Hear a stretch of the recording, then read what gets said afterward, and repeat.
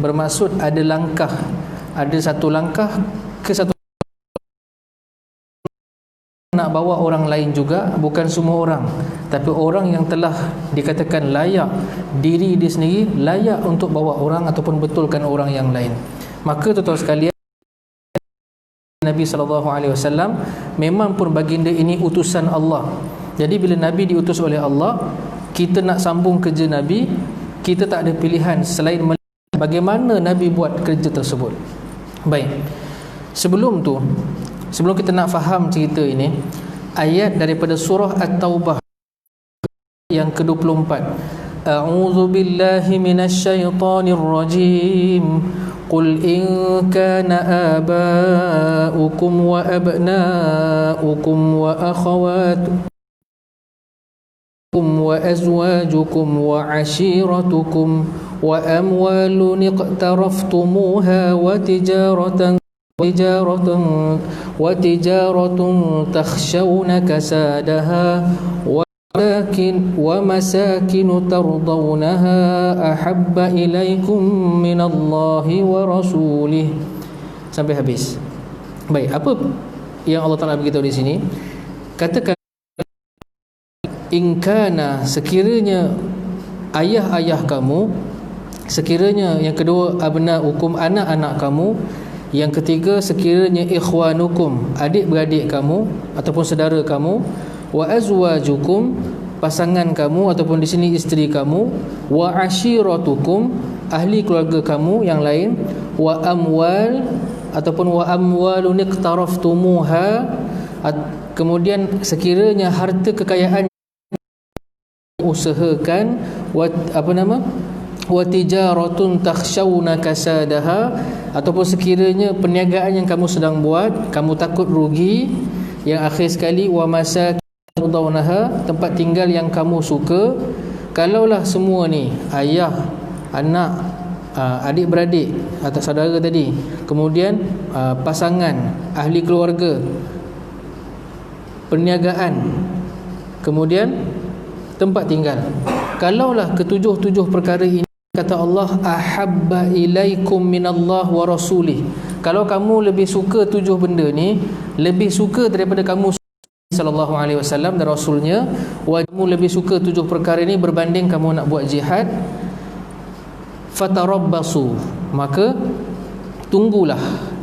Allah kata tu, kalau kamu sayang sangat yang tujuh tadi, pasangan, anak kita, ayah kita ataupun family kita, perniagaan kita, sayang sangat benda-benda ni melebihi sayang kita kepada Allah, fatarabbasu, maka tunggulah, hatta ya'tiyallahu bi amri, sehingga Allah Ta'ala mendatangkan keputusannya, sehingga Allah Ta'ala memutuskan sesuatu. Wallahu la yahdil qaumal fasiqin, wallahu la yahdil qaumal fasiqin, Allah tak beri petunjuk pada orang-orang fasik.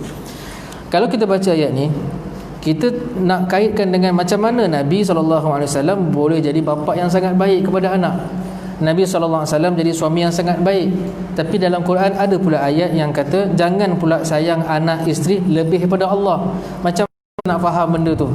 Dia takkan bertentangan.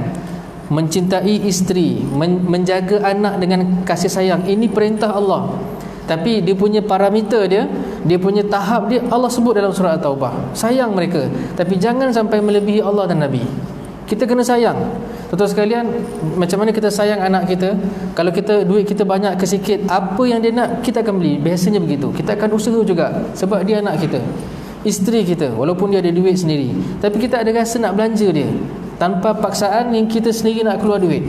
Baik, memang itu perintah Allah, berbuat baik kepada mereka, tetapi rasa begitu tak boleh melebihi rasa terhadap Allah dan Nabi SAW.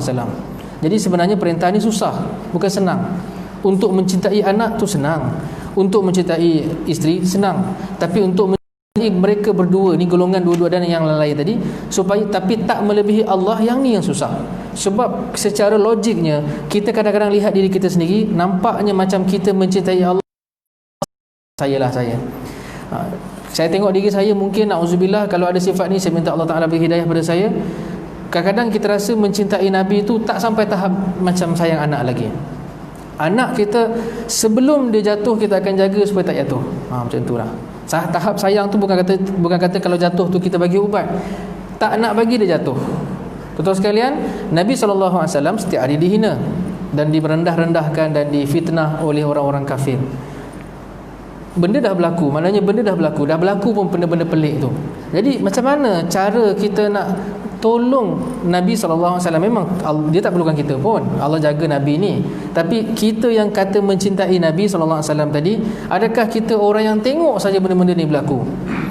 Kalian, seperti yang kita sedang buat sekarang ni, benda yang pelik. Kita semayang dengan saf yang jarak, pelik. Saya pun rasa memang tak sedap pun rasa macam ni. Satu-satunya masa saya semayang saf rapat ialah masa saya balik kampung itu, semayang dengan keluarga. Itu pun satu malam je, maghrib isyak. Kami rapat sebab satu keluarga dekat Terengganu. Itulah the only time sejak bulan 3 sampai hari ni. Lepas tu tak ada dah kat masjid. Rasa. Tapi Islam ni agama yang perlu difaham usul-usulnya. Jadi kadang-kadang kesilapan kita bercerita tentang Nabi SAW tu mendatangkan fitnah Nabi SAW. Contoh yang berlaku saya sebut tadi, apa dia? Kita semayang dalam keadaan jarak. Kalau kita baca sirah sahaja, memang kita salah. Apa buat ni semayang jarak-jarak ni? Kalau baca hadis sahaja, memang kita salah. Bagaimana perintah jarak ni? Baca akidah saja, pelik. Kau takkan tak takut dengan Tuhan? Tuhan yang jaga kita, contoh. Tapi bila mana agama tu dibaca secara menyeluruh, maka inilah sebenarnya satu perintah. Maknanya menjauhi apa sahaja bahaya yang boleh menyebabkan lebih besar bahaya yang datang. Tuan-tuan sekalian, maka Nabi SAW terkena tempias-tempias fitnah sampai kiamat, walaupun Nabi dah wafat. Jadi semacam saya kata tadi, kita sayang sangat apa yang kita ada ini, tapi jangan melebihi sayang pada Allah dan Nabi SAW. Maka nak dapat cinta tu, kita kena baca yang saya nak baca malam ni. Bagaimanakah 8 sifat yang ada pada Nabi SAW ketika membesarkan anak-anak dia, ketika menguruskan isteri-isteri dia, dan ketika dia membawa orang ke jalan yang betul. Watak ni, watak yang kalau tak ada pada kita, kita perlu buat. Kalau perlu buatlah sampai dia jadi tabiat. Yang pertama sekali, watak Nabi SAW itu ialah tenang dan tidak terburu-buru. Nabi pernah bersabda kepada Ashaj. Ashaj ini sahabat Nabi SAW, Ashaj bin Abdul Qais. Nabi bercakap dengan dia dalam Sahih Muslim daripada daripada Ibnu Abbas radhiyallahu anhuma. Kata Nabi SAW, inna fika khaslataini. Ashaj, ada 2 benda yang ada pada kamu. Kamu ada 2 benda, 2 sifat. 2 sifat pada kamu, yuhibbuhumullah, yang dengan sifat ini Allah suka dekat kamu. Allah suka 2 benda yang ada pada Ashaj. Cara baca hadis, Nabi puji Ashaj. Nabi pun ada sifat tu. Maknanya Nabi perintahkan kita ada sifat ni. Baik. Apa dia? Al-hilmu wal anatu, dia sepasang. Al-hilmu wal anatu ataupun al-anah ta marbutah. Hilmu ataupun halim ataupun hilm bermaksud tenang. Hilmu tenang. Orang yang nama Halim tu tenang. Halim tu nama Allah, Al-Halim. Abdul Halim, hamba kepada Allah yang bersifat sangat maha tenang. Ashaj ada 2 sifat, yang mana Nabi nampak sifat tu dan Nabi sebut Allah suka dia sebab 2 sifat. Pertama, al-hilmu, dia sangat tenang, wal anatu, dan tidak terburu-buru. Maknanya ketika menguruskan anak dan isteri kita di rumah, ini sifat yang nombor 1 yang mesti ada, tenang dan tidak terburu-buru. Tuan-tuan sekalian, setiap hari kita berinteraksi dengan takdir-takdir Allah. Masa sembahyang Jumaat, saya memang jaga Jumaat kat masjid saya. Biasalah nak datang tu baru saya tik datang tak datang. Seminggu lepas ada seorang ahli karya saya, dia kata, Ustaz, saya datang hari ni. Dia minta saya tik siap-siap. Dia dengan anak dia 2 orang siap-siap. Saya tak boleh tik macam tu sebab dia belum datang lagi. Saya kata, innana la na'lam ma qadarallahu baina sa'atain. Saya kata kita tak tahu apa takdir Allah antara 2 jam ni. Masa tu pukul 12. Nak sembahyang pukul 1.30. Kita tak tahu, la na'lam ma qadarullah, apa yang Allah akan takdirkan dalam tempoh 2 jam ni. Mungkin saya mati dulu, tapi saya dah buat khianat pada satu kerja yang nampak mudah. Tanda dulu orang belum datang. Mungkin tuan mati dulu, tunggu-tunggu tak datang, tapi dah right. Sudahnya tempat tu tak diisi oleh orang lain. Sebab kita tak ingat. Siapa jaga gate dia tahulah. Mana boleh ingat. Datang raid, tak boleh nak ingat. Jadi tuan-tuan sekalian, nilai satu seat kosong sejumaat ni mahal. Sekarang ni mahal. Orang nak masuk. Jadi kalau tak datang, tak beritahu, menyusahkan semua orang. Jadi saya tak nak benda tu berlaku. Saya kata tak tahu. Kita hidup dengan takdir Allah. Bahkan kata ulama, sesaat demi sesaat ada takdir Allah. Takdirnya saya sedang duduk, saya sedang bercakap. Ada orang mati, tadi ada aksiden dekat tempat saya. Hiduplah saya rasa, tapi teruk sangatlah aksiden tu. Mungkin dia dah mati. Jadi pada saat itu yang saya lalu dia dah mati itu, dah berlaku pun takdir Allah kematian dia. Maknanya ada takdir Allah. Maka tuan-tuan sekalian, sifat tenang ni penting dan tak terburu-buru. Sebab apa? Sebab apa yang Allah Ta'ala nak berikan kepada kita, dia akan datang pada masanya. Kalau Allah nak bagi, akan kita dapat. Kalau Allah tak nak bagi, memang tak dapat. Tak boleh, kita tak payah terburu-buru, dan kita tenang menghadapi takdir-takdir yang telah pun Allah Ta'ala tulis atas kehendaknya. Baik, ada satu cerita dalam buku ni, dia kata zaman Khalifah Al-Ma'mun ni garang sikit kan. Zaman tu khalifah dia ada cerita-cerita yang kita kena belajar daripada mereka. Al-Ma'mun panggil pelayan dia, wahai pelayan, pelayan lah pekerja istana. Tak ada orang jawab. Kali kedua, wahai pelayan, dengan suara lebih kuat, tak ada orang jawab. Wahai pelayan, tak ada siapa nak dengar ke? Dia jerkah. Tuan-tuan sekalian, orang tengok, tak boleh ke cakap elok. Pekerja dia jawab juga, kan kita orang tak boleh makan ke? Macam tu lah, kan kita tengah makan ni, tengah kerja dah habis nak makan lah. Maka Al-Ma'mun nak penggal leher yang menjawab tu satu hal juga, tapi katanya garang sangat. Tuan-tuan sekalian, maka dalam kisah ni disebut, kalaulah kita layan orang macam tu, orang akan layan kita macam tu, cuma tak zahir je. Kalau kita layan anak, layan isteri dengan kasar, mereka sebenarnya berkasar dengan kita dalam hati mereka. Betul tak? Kalau kita layan anak isteri dengan lembut, dalam hati mereka lembut dengan kita. Kita jangan tengok luar sangat. Sebenarnya yang betul-betul yang kat dalam tu, luar dengan dalam tu selari, tapi yang hakikatnya yang kat dalam tu. Sebab kadang-kadang kerana anak tadi takutkan ayah, nampaklah macam dia hormat, tapi tak hormat pun. Cuma dia takut je kena pukul, dia pun buat apa yang dia suruh buat. Itu dalam hati yang sebenar dia. Tapi untuk anak-anak yang betul-betul baik, bukan sebab ayah dia nak pukul, memang dia buat sebagai akhlak. Sebab tu saya usaha keras untuk anak saya. Budak-budak boleh bawa kan dalam surat Jaiz terbaru. Ada masjid dia belum tahu. Kalau minta maaf kalau tak bagi terbaru pada, dia kata boleh bawa 15 tahun ke bawah dah boleh masuk dah. Tempat saya kuliah satu masjid besar tu, dia kata kenapa bawa? Saya kata boleh, dia kata tak boleh. Minta maaf lah. Okey, budak belakang saya ni. Baik. Pagi tadi dan semalam tak adalah sama saya kuliah. Pagi tadi dia ikut saya sembahyang subuh dekat masjid saya sendiri. Ada seorang tanya saya, awal bangun, sebab saya jaga gate subuh, saya akan jaga 15 minit awal. Dalam 5.40 saya dah duduk kat depan dengan anak saya ni. Awal bangun, dia tunjuk anak saya. Saya kata dia bangun awal, kan cuti sekolah hari ni. Dia mengaitkan bangun awal dengan cuti sekolah. Ini satu kesilapan yang sangat besar. Anak-anak dibangunkan untuk solat, maka dia akan bangun setiap hari awal, melainkan dia tak sengaja. Dia boleh bangun awal sebab sekolah tu bonus, sebab dia bangun, memang dia bangun untuk semayang. Dia bangun tu semayang, dia bangun tu untuk semayang. Dia budak-budak, dia tak semayang khusyuk tu, tapi dia bangun tu, dia tahu dia kena bangun kerana ada benda dia buat setiap kali azan subuh. Dia pun bukan setiap hari boleh buat, tapi selalu boleh buat lah. Tengah ajar. Ni umur dia baru 7 tahun. Nabi pun peringkat ni Nabi suruh ajar, wa'mur, ajar kan. Baik, maka tuan-tuan sekalian, sebab itulah dalam bab tenang dan tidak terburu-buru tadi, kita tengok juga yang kita pimpin tadi siapa kan. Kalau budak tu 7 tahun, itu peringkat Nabi SAW suruh ajar, bukan suruh tak tinggal solat. Kalau boleh tak tinggal tu baguslah. Tapi yang kata tak terburu-buru tadi dipasangkan dengan tenang. Nak mengubah satu benda yang dibuat oleh family kita perlukan masa, dia proses. Orang yang dah biasa bangun lambat, untuk dibangun awal esok tu ada proses. Bukan tiba-tiba boleh bangun awal. Dan kalau esok dia boleh bangun awal, belum tentu lusa boleh bangun awal.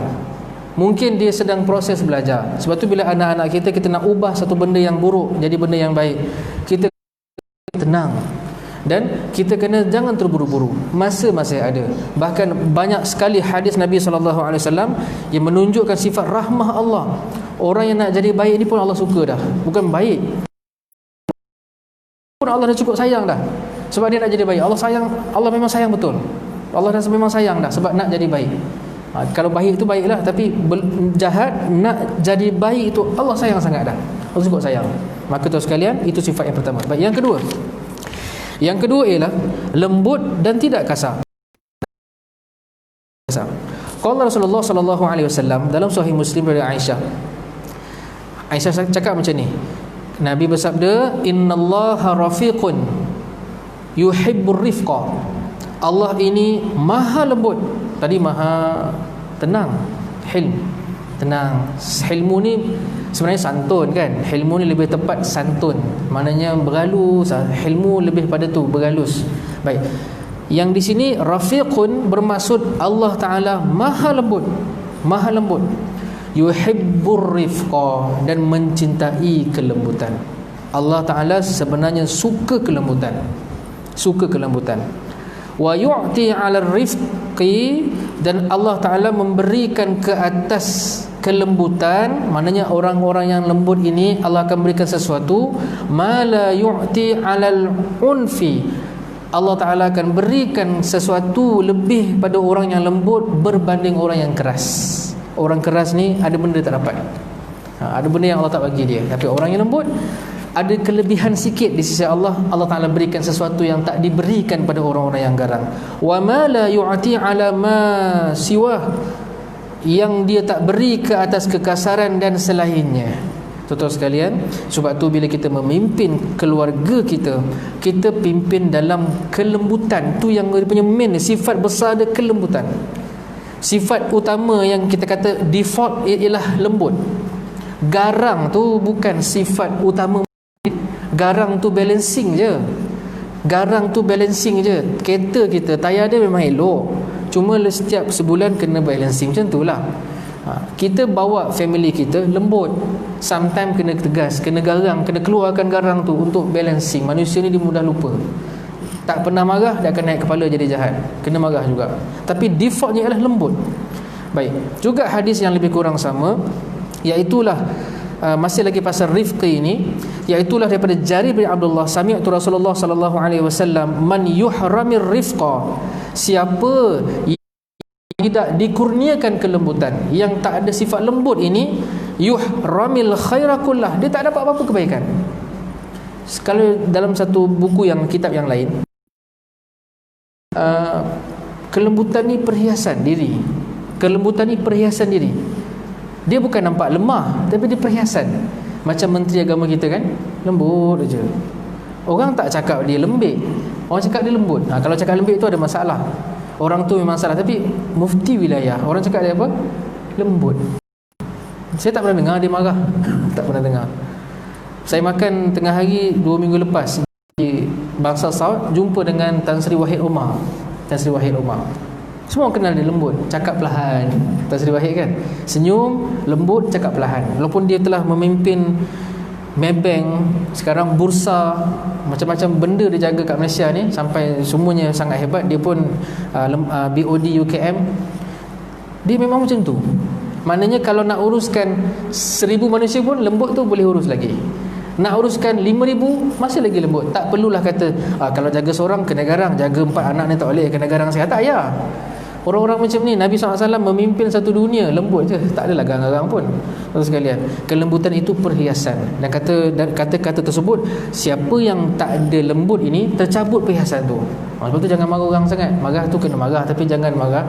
Jangan jadikan marah tu satu benda yang orang nampak pada kita. Baik. Sebab tu pada khutbah yang lepas kan, minggu lepas, pasal marah. Pasal marah kan, ayatnya diambil daripada surah Al-Imran. Ustaz kan, Al-Imran. Al-Imran.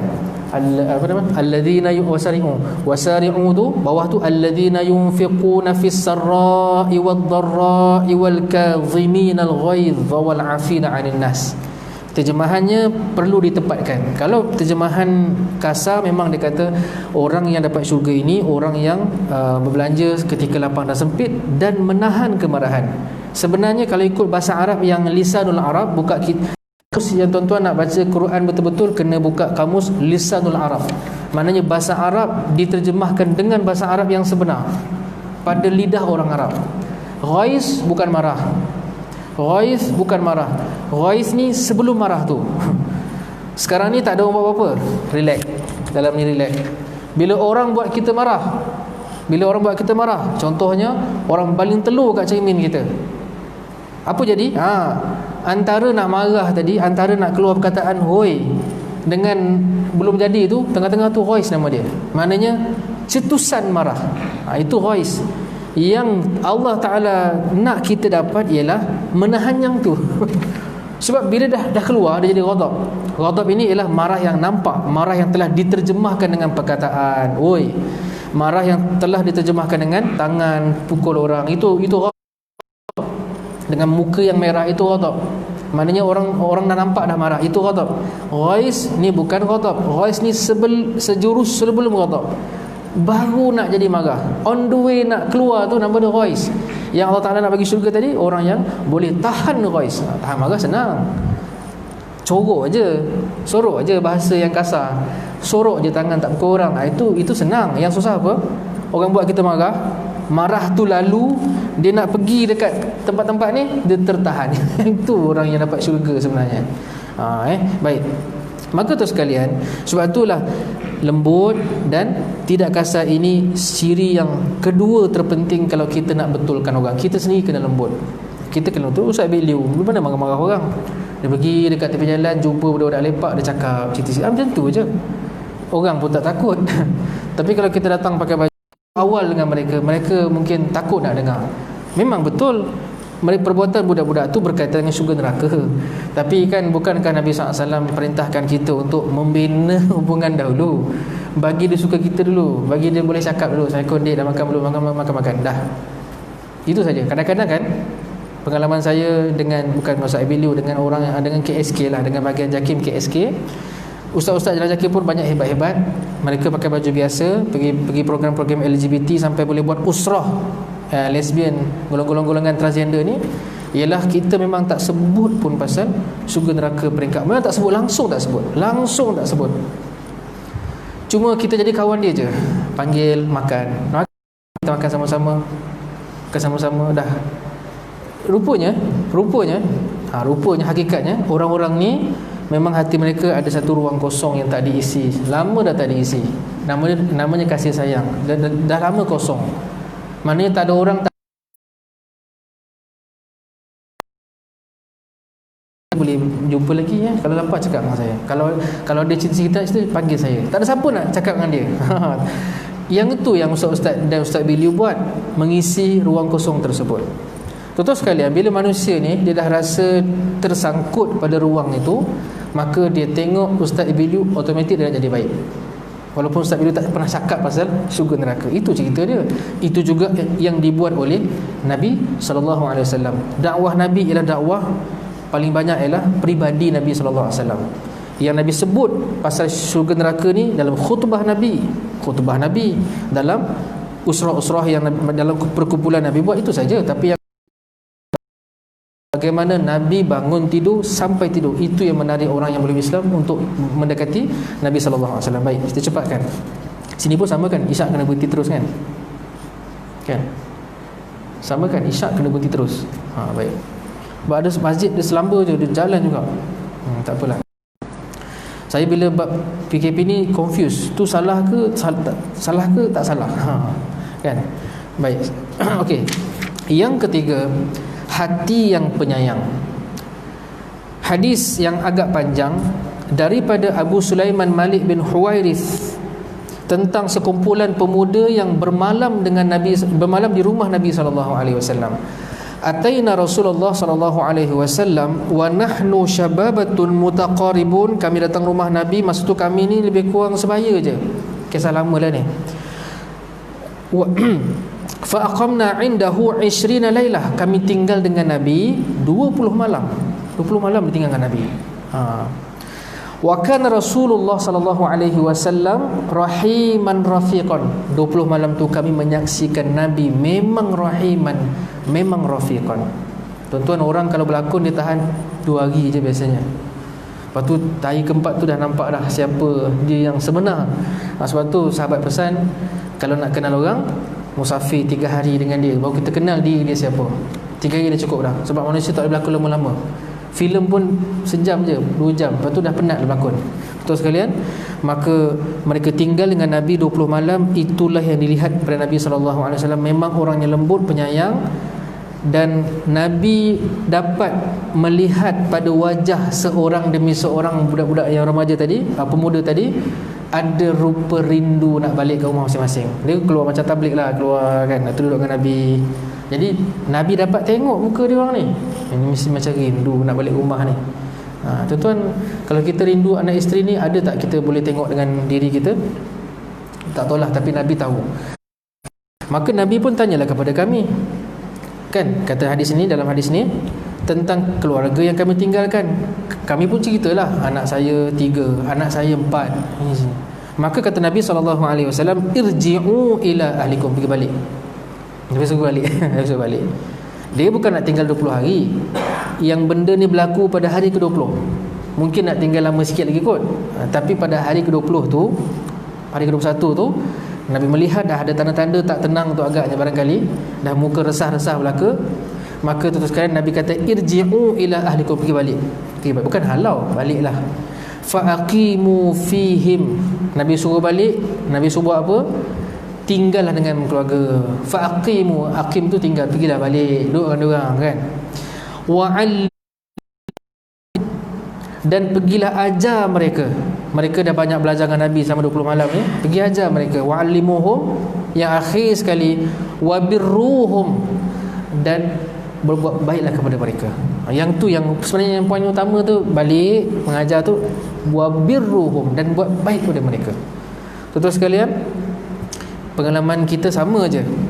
Sebagai suami dan ayah, kita ada gaji yang ada nombor. Maknanya dia ada, bukan kita ni duit kita ada nombor lah, bukan infinity. Dia hujung bulan banyak tu je. Kita ada nombor kita masing-masing. Saya macam ni, tuan-tuan macam ni. Maknanya kita bukan orang, tuan-tuan kaya lah. Saya tak kaya. Orang macam saya ni tak kaya. Ada nombor-nombor yang saya, rezeki saya nombor-nombor tu je. Tapi ajaibnya rezeki Allah ini, lagi kita lagi lapang rasa duit tu. Bukan duit tu tak berubah nombor dia, tapi lagi lapang rasa duit tu. Macam tu. Anak kata, Abi macam lapar lah, terus cari roti. Benda senang aja. RM1, RM2 beli roti. Dia suka. Dia suka tu. Tak lama tu lapar. Duit tinggal sikit, nombor tu tinggal sikit. Nombor tu akan kurang. Makin tengah bulan kurang, nombor tu akan kurang. Tapi kelapangan tu makin luas. Kelapangan tu makin besar. Kadang-kadang macam sebelum PKP, masjid buat makan-makan setiap malam kat macam sini malam. Jadi rezeki tu lapang. Pergi pejabat, asyik-asyik kawan ni belanja, bos panggil makan. Lapang. Pergi kedai isi borang penang contohlah. Tuan-tuan sekalian, pengalaman saya pasti sama dengan tuan-tuan. Kalau kita langsung tak berkira untuk bir ni, untuk buat baik pada anak isteri ni, Allah juga akan luaskan rezeki tu. Sama ada Allah luaskan nombornya terus, ataupun Allah Ta'ala luaskan keberkatan tadi tu. Kita memang nombor tak berubah pun, banyak tu juga, tapi luas rezeki di sisi Allah Subhanahu Wa Ta'ala. Baik. Wa sallu salata kadza hina kadza. Nabi dah ke solat, waktu solat Nabi ajar, dan Nabi kata pergi ajar yang kita dah belajar ni, solat sekian. Baik. Dan hujung hadis ini hadis muttafaqun alaih, Bukhari Muslim, sanad yang sama-sama sahih. Akhir sekali kata Nabi SAW, falyu'azzin ahadukum wal ya'ummakum akbarukum. Hendaklah kemudian azan, dan orang yang paling tua jadi imam. Ni hadis salah satu ciri imam ialah kalau boleh dia akbarukum, dia paling tua. Dia ada banyak ciri kan, antaranya paling tua. Saya pun kata saya muda, orang tua lagi ramai. Sini pun sama juga. Cuma ni satu ciri. Baik. Kemudian yang keempat, cara Nabi uruskan umat ialah Nabi akan ambil yang mudah. Nombor 4, memilih yang paling mudah selagi dia bukan dosa. Make it simple. Nabi memimpin simple. Cara Nabi buat decision simple. Nabi pun ajar kita supaya ambil yang paling mudah sekali. Hadis daripada Aisyah, muttafaqun alaih juga. Ma khayyara Rasulullah sallallahu alaihi wasallam, tidaklah Nabi ni buat pilihan. Khuyra ni pilihan. Tidaklah Nabi pilih ataupun decide baina amraini qattun, Melainkan yang paling senang. Kalau ada dua benda, Nabi akan ambil yang paling senang sekali. Nabi akan ambil jalan yang paling ringkas, simple. Nabi SAW tunjuk benda tu. Dan Aisyah cerita, Nabi kalau buat pilihan, dia suka ambil yang simple. So kita kalau jaga anak, simple-simple je, jangan pening-pening. Macam saya sebut tadi, anak lapar. Tuan-tuan, semalam hari Sabtu kan, saya bawa family saya ni kalau bercuti, saya jarang cuti tu terancang. Sebab nanti rasa sempit, rezeki sempit masa. Saya suka okey, keluar, bawa baju sikit, kita keluar je, start kereta, masuk highway, masuk jalan Mines, fikir nak pergi mana ni. Semalam dekat depan Mines saya kata kita pergi bertanya nak pergi mana. Lama juga nak keputusan tu lah, kata kita makan Kuala Selangor. Saya keluar pagi jugalah, dalam pukul 9 saya keluar. Tuan-tuan sekalian, saya keluar tu, saya pergi makan mi udang dekat Kuala Selangor. Mi udang sedap juga kedai tu masak. Okey, make it simple. Sebab pengalaman saya sebelum saya kahwin, bila saya rancang sangat, selalunya tak jadi. Itu saya lah, mungkin saya lemah. Bila rancang tu perfect sangat, biasanya tak jadi. Sebab dia bercuti ni bukan benda yang bersifat serius sangat, benda simple. So make it simple. Dan anak-anak pun dia gembira, dia pun tak mengharap apa-apa sangat. Dia pun tak expect saya akan belikan itu, tak. Saya ajar dia orang ni semua ikut je. Kita start kereta, kita keluar je, apa yang ada kita makan. Bahagia tu sekarang. Saya rasa bahagia macam tu. Lapar pergi singgah Petronas, beli roti krim 1-2 makan, dia pun kenyang. Berapa tahun nak didik tu supaya jangan komen, macam dah jangan ni Allah Ta'ala bagi rezeki ni, Allah bagi rezeki, kita makan aja. Okey, dia dah boleh terima dah sikit-sikit benda tu, dia tak komen dah. Dulu masih kecil-kecil komen juga, tak sedap lah, kata jangan cakap macam tu. Allah dah tulis rezeki kita. Memang Abi yang beli, tapi ni takdir Allah. Abi nak beli ni, beli air fitrah kat Petronas tu, masam berapa kali saya kena. Air cincau fitrah tu air favourite saya, tapi nak jumpa yang elok dia masih masam. Nak buat macam mana? Dah beli, dah bayar, dah masuk kereta, masam. Nak marah macam mana? Dah memang itu takdir. Saya ajar anak saya. Jadi tuan sekalian, saya keluar sampai kat jalan Kuala Selangor tu, tengah Kuala Selangor, baru nak cari kedai. Mana kedai, tengok kanan, tengok kiri, oh ada kedai tu. Tak apa, kita lepas-lepas. Nak cerita ni takdir Allah mengatasi semuanya. Takdir yang pertama, saya lupa keluar duit. Dalam poket saya RM20 je. Dalam poket isteri RM25. Kita orang ada RM40 je. Nak makan benda yang sedap-sedap, tapi terlupa keluar duit. Sebab saya, kalau memang saya punya kereta, saya sentiasa isi minyak dengan isi tersenggol siap-siap, jarang berhentilah. So sampai kat kedai, lepas tu tanya isi saya, awak ada duit RM25? Abang pun lupa nak keluar rumah, malas nak pergi singgah Petronas. Saya pusing dekat ada sempang besar kat Kuala Selangor yang atas-atas tu, jumpa kedai dia tulis macam ikan bakar, singgahlah sedap. Rupanya kedai tu on the way tutup, makanan tak ada, tinggal sikit je. Badan dah penat, budak-budak dah lapar, ada nasi ayam je. Nasi ayam tu pun yang terakhir, 2 terakhir dia makan. Tuan-tuan sekalian, memang sedap, tapi boleh dia komen, saya tak nak komen. Tu rasa dia. Saya sedar duit saya tak ada. Nasi ayam RM6, RM12. Saya kata dah tinggal RM4 ni, semua mana nak makan ni. Kita bagi anak nak makan. Saya minum makan goreng pisang RM2 dengan air. Tunggu, cakap dengan isteri saya, kita pergi patah balik yang tadi tu, mi udang tu. Sampai mi udang tu sekalian, rupanya boleh pakai kad. Saya makanlah sedap-sedap. Tapi nak kata tu sekalian, saya tak plan nak makan kat kedai yang nasi ayam kurang sedap tu, dan dia pun nak tutup, dan dia pun tak jangka akan dapat 2 pelanggan terakhir. Sebab saya masuk je, dia terus buat tutup dekat depan tu. Ini semua susunan Allah. Kita rasa kita merancang, kita rasa kita pergi, tapi itu takdir Allah. Maka tu sekalian, dalam bab memimpin keluarga ni, cuba make it simple. Buat yang paling mudah, ambil yang paling mudah. Bila kita biasakan anak-anak untuk dia uruskan kehidupan ni dengan memilih yang mudah, bukan ajar dia malas. Pilih yang mudah untuk benda simple. Benda simple, simplekan. Benda yang serius, serius. InsyaAllah tuan-tuan sekalian, dia akan jadi seorang yang sangat-sangat. Ada anak-anak ni dia kasar sebab kita tak ajar dia simple. Sebenarnya berkait empat-empat ni. Bila orang terlalu lembut, dia akan jadi orang yang simple. Contohlah bila anak kita tumpahkan air, tumpah air. Dah tumpah, dah buat macam mana? Kalau marah pun memang dah basah tak kapek tu, biar je lah. Bukan biar tu maksudnya, kita marah ke tak marah ke, damage has been done. Air dah tumpah, kapek dah basah. Make it simple. Adik dah tumpah ni, dia ambil ke dapur, ambil kain, lap. Dia pun ambil kain, lap. Kering tak? Tanya dia. Tak. Lap sampai kering. Bukan marah, macam marah sikit, lap sampai kering. Boleh kering tak? Nampak tak? Lain kali nak letak barang elok-elok, tak jalan tengok elok-elok. Okey? Dah. Simple. Tak perlu lecture dia, tak perlu nak marah-marah dia. Dia pun tahu dia salah, itu nombor satu. Yang kedua, dia bertanggungjawab dengan kesalahan dia. Ini dua benda. Bila anak buat salah, ataupun isteri buat salah, atau sesiapa buat salah, kita ada pekerja dalam office kita, kita bos, ajar kita kena capai dua benda ni. Bila mereka buat salah, pastikan mereka rasa dan sedar mereka bersalah. Mereka kena bertanggungjawab atas kesilapan itu sendiri. Jangan biarkan sampah kita dikutip oleh orang lain. Lepas tu saya bermula dengan dalam kereta sendiri. Anak saya bagi makan dalam kereta, tapi setiap lai mi jatuh tu, angkat masuk dalam plastik. Uwais makan, Uwais kutip. Abi makan, Abi kutip. Dekat rumah saya, budak kecil lagi tak pandai basuh pinggan. Siapa makan, dia pergi hantar pinggan dekat dapur. Saya basuh lah. Tapi cawan Uwais pergi hantar. Pinggan Uwais pergi hantar. Hajar dia. Dia kena bertanggungjawab. Baik. Yang kelima, toleransi berlebih kurang. Satu hadis daripada Ibnu Mas'ud, hadis ini hasan. Qala Rasulullah sallallahu alaihi wasallam, ala ukhbirukum biman yahruma 'alan nar wa man tahrumun naru alaih. Nabi bersabda, kata Ibnu Mas'ud, Nabi bersabda, mau tak aku beritahu tentang orang yang haram masuk neraka? Haram masuk neraka. Wa man tahrumun naru alaih, dan neraka diharamkan untuk dia. Dia tak boleh masuk, neraka tak boleh sentuh dia. Saling tak boleh jumpa orang ni. Siapakah dia? Dia ada dia ada 4 sifat. Kullu, iaitulah orang-orang hayyin, qaribin, sahlin. Hayyin, orang yang mudah. Kan? Simple. Mudah, dia senang, dia senang sangat. Air tumpah lap dah macam tu. Darah. Sekejap. Ambil kain lap dulu, letak dulu. Macam tu. Tak payah nak cari first aid dulu. Simple. Darah. Okey.